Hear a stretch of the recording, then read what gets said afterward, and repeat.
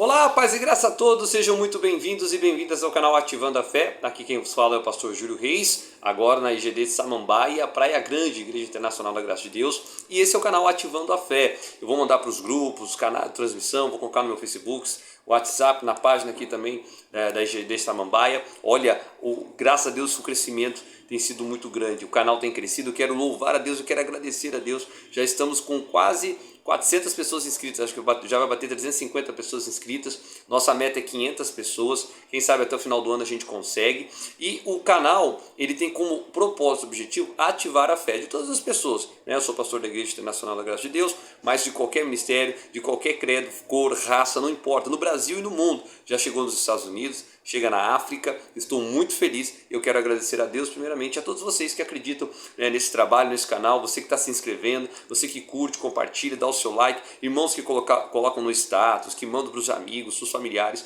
Eu quero louvar a Deus pela sua vida e vamos ativar a fé. Hoje talvez uma das palavras mais importantes, palavra pregada aqui na IGD Samambaia, nesse domingo agora de Santa Ceia. Meu irmão, o propósito de uma igreja, de um ministério, da união dos irmãos, o propósito de Jesus Cristo ter morrido naquela cruz é a vida eterna. E a grande verdade é que na maior parte das igrejas, na maioria das igrejas, infelizmente por falha às vezes dos pastores, dos líderes, não se é falado sobre o mais importante, não é se ensinado sobre o mais importante, que é a vida eterna, os tesouros que nós temos no céu, nós vamos ver aqui, e as bênçãos que Jesus tem preparado para nós. Então, essa palavra você tem que mandar para todo mundo, você tem que curtir, compartilhar, se inscrever, você tem que mandar para o grupo da família, porque tem almas que estão se perdendo e precisam dessa palavra. Então, me ajude e ajude a si mesmo, ajude uma alma que vai ser salva, porque lá na eternidade a gente vai entender o propósito de estarmos aqui juntos, tá bom? Ativando a fé. Então, ativa a notificação aí, já dá seu like, vamos embora. Lucas 18, verso 18. Diz assim: certo homem de posição perguntou: bom mestre, o que farei para herdar a vida eterna? Então note que Jesus ele estava passando naquela cidade e um homem de posição, era um jovem muito rico, ele procurou Jesus. Então veja que ele começou bem, ele começou certo. Eu até falei aqui com a igreja, ele não foi atrás dos discípulos, ele não foi atrás da multidão, porque havia uma multidão ali ao redor de Jesus. O negócio dele era com Jesus, o alvo dele foi Jesus. O apóstolo Paulo, o apóstolo de Cristo, diz que nós temos que prosseguir para o alvo. Qual que é o nosso alvo? É Cristo, é a vida eterna. Nós não vamos ficar aqui para sempre. Prosperidade, bênção na família, cura, todas essas são bênçãos do Evangelho, são incluídas no Evangelho, faz parte do pacote, é um pacote completo. Porém, nós não podemos tirar a primazia da vida eterna, a primazia de Cristo. Eu disse aqui no culto de domingo de Santa Ceia, Jesus não morreu para salvar o meu carro, ele não morreu para salvar o meu diploma. Ele não morreu para salvar o planeta Terra. Salve a Terra, economize água, aquecimento global. Não, a Terra vai ser destruída. A ciência vai passar, os diplomas vão passar, os poderes vão passar. Né? Tá aí a Copa do Mundo. Jesus não morreu para salvar aquela taça de ouro, ou para salvar a fama e o sucesso de um jogador ou de um país. Isso aí é coisa do mundo, e o mundo vai passar. Mas tem gente, e o que é mais triste, as pessoas dentro da igreja. Esse homem aqui, você vai ver, ele guardava até alguns mandamentos, mas faltava para ele uma coisa. Eu digo que para mim falta 55 mil. Para ele só faltava uma, eu acho que falta mais para mim.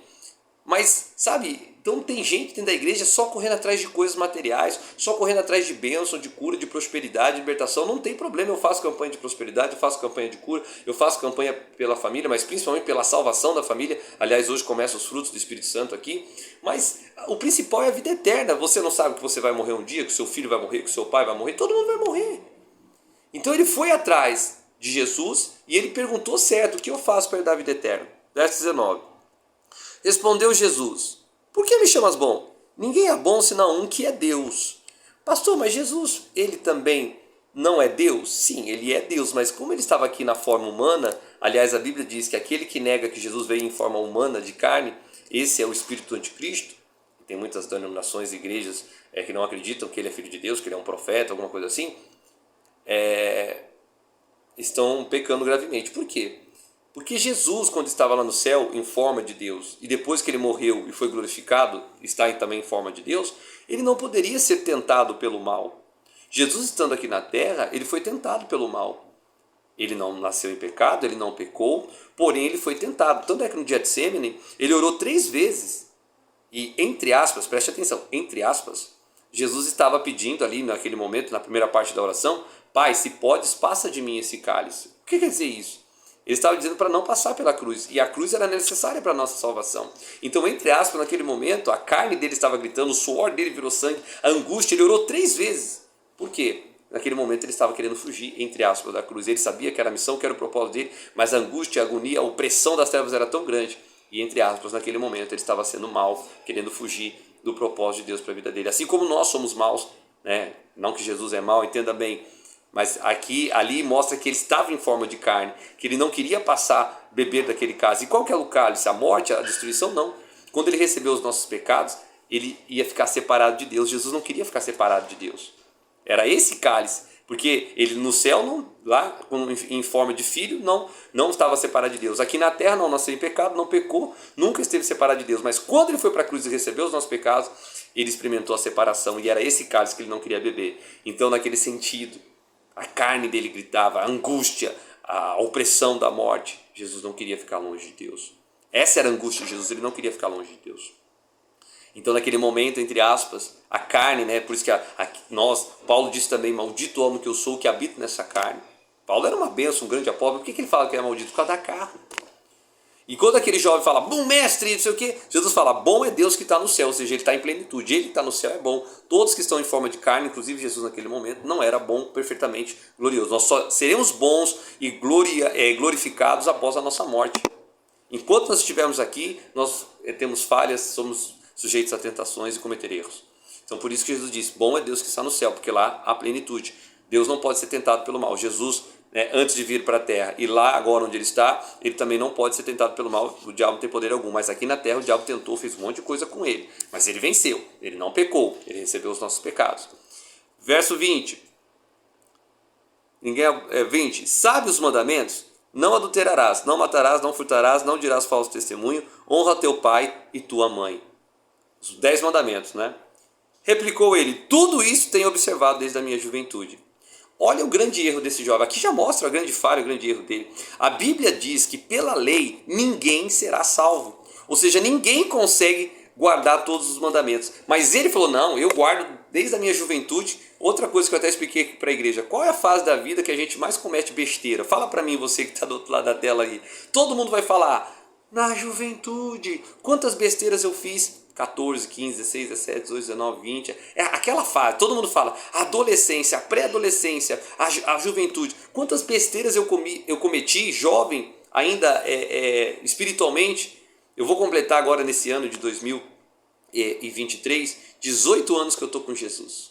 Vou ficar de maior, vamos assim dizer. Ainda sou jovem, olha, 18 anos na caminhada da fé, ainda sou jovem. Mas quanta besteira eu cometi no primeiro ano, que eu era convertido, no segundo, no terceiro.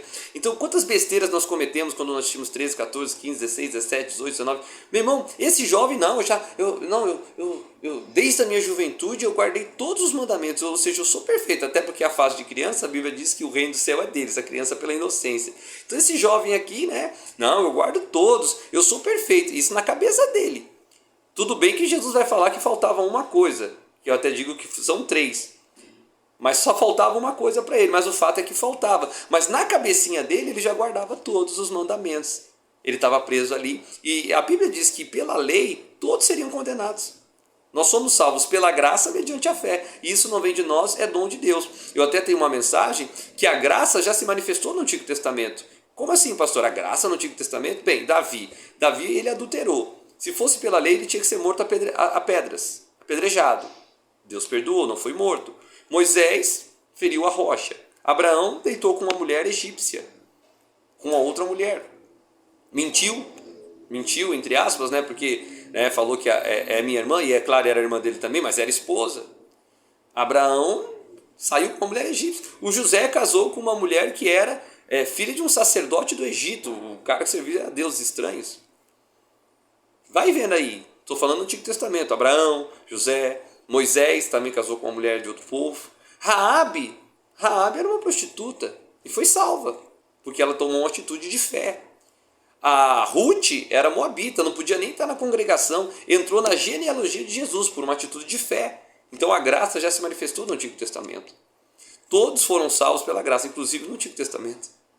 A graça, ela é o maior dom que tem. Porém, a graça não é feito motivo para você ficar pecando, tá? Toma cuidado com isso, porque tem nos dias de hoje aí a graça radical, né? Que você pode fazer o que você quiser e tudo mais. Não é isso também. Mas todos somos salvos pela graça. Então, ele já se achava, não, eu guardo tudo, sou perfeito. Olha a cabecinha dele. 11. 21. Replicou-lhe, tudo isso tenho observado desde a minha juventude. 22. Ouvindo Jesus disse, uma coisa te falta. Vende tudo que tens, dá aos pobres e terá um tesouro no céu. Qual foi a primeira pergunta que ele fez? A primeira pergunta que ele fez é o que eu faço para herdar a vida eterna? Mal sabia ele que não somente tem a vida eterna, mas tem tesouros lá. A Bíblia diz que tem galardão, que tem mansões celestiais. Sabia que lá no céu vai ter diferença de casa? O que é isso, pastor? Sabia que vai ter gente que vai ter vários galardões, outros que vai ter um galardão, coroas. Sabia que lá vai ter diferenciação? Dependendo de como você creu em Cristo, serviu a Cristo aqui na terra, você vai ter uma posição elevada de destaque. Claro que o importante é ir para o céu. Vamos assim dizer, nem que seja para morar num barraquinho, mas lá no céu não tem barraquinho. Vamos morar num cantinho, lá no céu não tem cantinho. Mas tem pessoas que pela sua dedicação, pela sua fé, pelo seu amor a Cristo, pelo seu amor ao próximo, elas terão um destaque maior, uma glória maior. Eu não sei o que é isso, a Bíblia fala algumas coisas, galardão, recompensa, aqui fala tesouro. Ele só queria herdar a vida eterna, ele queria entrar na vida eterna. Só que Jesus falou, você vai vender tudo que você tem e vai dar aos pobres. Qual que era o problema dele? A avareza. Mas não somente a avareza, sabe qual era o problema dele? Se ele desse tudo para os pobres, ele ia ficar sem nada, ele ia ter que confiar e depender de quem? De Deus. Ele confiava em si, ele confiava nas riquezas. Quando você é rico, você tem muitos amigos, você tem acesso a coisas que, por exemplo, uma pessoa pobre não tem. Então, ele se achava perfeito, guarda todos os mandamentos. Mas qual que é o primeiro mandamento? Responde aí para mim, você que está do outro lado da tela. Qual que é o primeiro mandamento? Amar a Deus sobre todas as coisas. Amar a Deus sobre todas as pessoas. Aborrecer pai, mãe, filho, marido, esposa, nora, genro, papapá. Você está disposto a pagar o preço? De amar a Deus acima de tudo, amar a Deus acima de todas as coisas? Ele falou que guardava todos os mandamentos. Jesus aqui nos falou, não adulterarás, não roubarás, mas Jesus, entre aspas, não citou o primeiro. Claro que Jesus sabia, mas qual que é o primeiro? Amarás o Senhor teu Deus de todo coração, força, alma e entendimento, acima de tudo.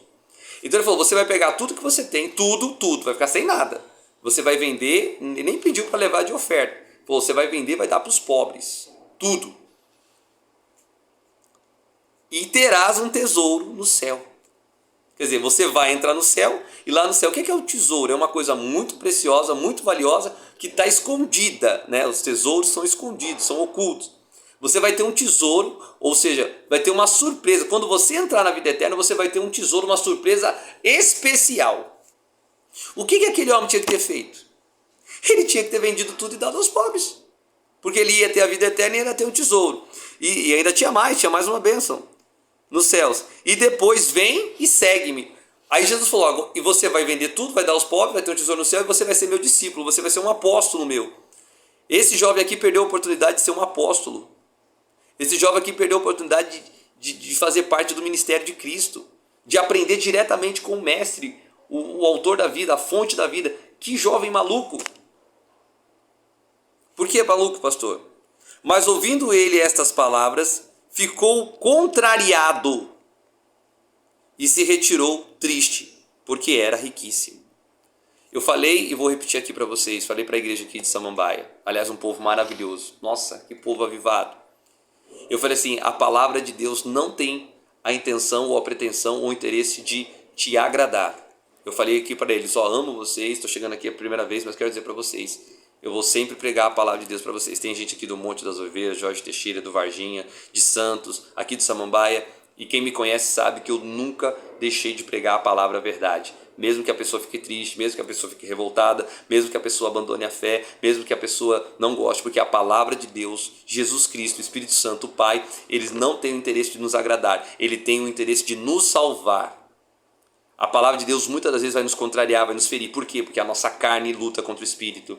A nossa carne deseja o pecado, deseja a maldade, a avareza, o egoísmo, a ganância, a mágoa, o ódio, a tristeza. Então, ele saiu contrariado. Mas Jesus deu aquela palavra. Presta atenção, se você quer ser salvo, se você quer ser uma bênção, você tem que ouvir a palavra de Deus e você tem que aceitar em seu coração, se quebrantar, largar o pecado, largar tudo por Cristo. Tem gente que não é a riqueza, é o pecado, é o adultério, é a prostituição, é a fornicação, é o ódio, é a mágoa, é o ressentimento. Você não abandona isso, você tem que abandonar isso. E você tem que seguir a Cristo, você tem que ser um discípulo de Cristo. Você vai ter um tesouro do céu, no céu, meu amado. Você vai morar com Deus. Até quando você vai viver nesse pecado? Não se casar, namorar e estar em pecado sexual? Até quando você vai estar nessa mentira, nessa ganância pelo dinheiro, nessa mágoa, esse ódio, esse ressentimento, essa tristeza, essa revolta até com Deus? Por que Deus deixou passar isso, essa injustiça, essa traição, esse abandono, essa maldade? Sabe, abandona o teu pecado, abandona isso agora.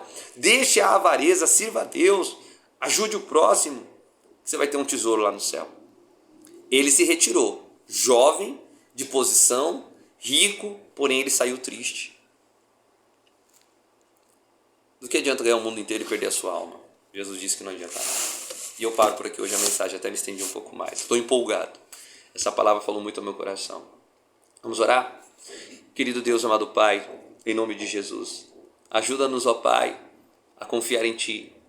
Aquele jovem rico não confiou, ele era apegado ao dinheiro, ele não confiou que o Senhor ia sustentar como o Senhor sustenta os lírios do campo, as aves dos céus. Ele não quis perder o dinheiro aqui da terra, o poder, ele não quis ajudar os pobres, ele não quis aprender com o mestre, ser um discípulo de Jesus. Pai, ele guardava os mandamentos, mas faltava para ele algumas coisas. Eu acredito que para nós falta muito mais, porque é fácil julgar esse jovem rico, mas a Bíblia diz que nós devemos analisar a nós mesmos. Então perdoa cada um de nós, meu Deus, que estamos nesse canal, cada pessoa que vai receber essa mensagem. Ajude essa pessoa a abandonar o pecado, a avareza, a mágoa, o ódio, o ressentimento, a incredulidade, a revolta com Deus, porque aconteceu uma maldade, uma injustiça, e que essa pessoa se levante na presença do Pai, do Filho e do Espírito Santo. Amém. E graças a Deus. Que Deus te levante, tá bom? Fico com essa palavra. Ai, pastor, me machucou, me contrariou. Esse canal tem a intenção de ativar a fé. Ativar a fé vai trazer uma revolta no teu coração e você vai se levantar. Pega a tua cama, levante e anda. Bênção de Jabes todos os dias. Que Deus te abençoe muitíssimo. Que Deus amplifique os seus termos. Que Deus coloque as mãos dele sobre você, te livre de todo mal, toda aflição, de tudo que não presta. Que ele te livre do mal. É a quarta bênção. Que Deus abençoe muitíssimo. Amplifique os termos, coloque as suas mãos e que do mal ele faça com que não sejamos aflitos. E Deus atendeu a oração de Jabes, vai atender a nossa oração também. Um forte abraço, que Deus te abençoe muitíssimo. Até a próxima mensagem no canal Ativando a Fé. Curte, compartilhe, inscreva-se, comente, isso ajuda o canal a crescer. Tchau, até o próximo vídeo.